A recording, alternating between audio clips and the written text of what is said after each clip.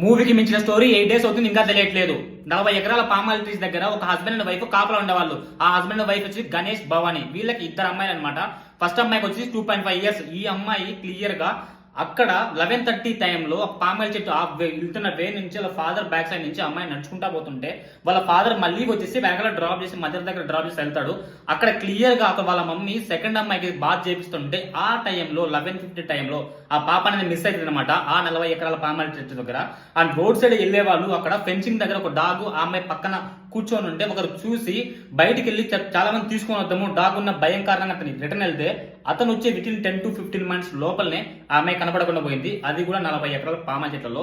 And ఎవరైనా kidnap చేసిందంటే 10 to 15 minutes మాత్రం అంత ప్లాన్ చేసిన వాళ్ళు అని అసలు జరగదు. స్టిల్ ఇంకా పోలీసులు ఎంక్వైరీ చేస్తూనే ఉన్నారు. అక్కడ ఉన్న పెంపుడు కుక్కకు GPS అరేంజ్ చేసి నిన్నంతా అక్కడంతా జరిగింది. ఈ రోజు ఆ కుక్క కూడా చనిపోయింది.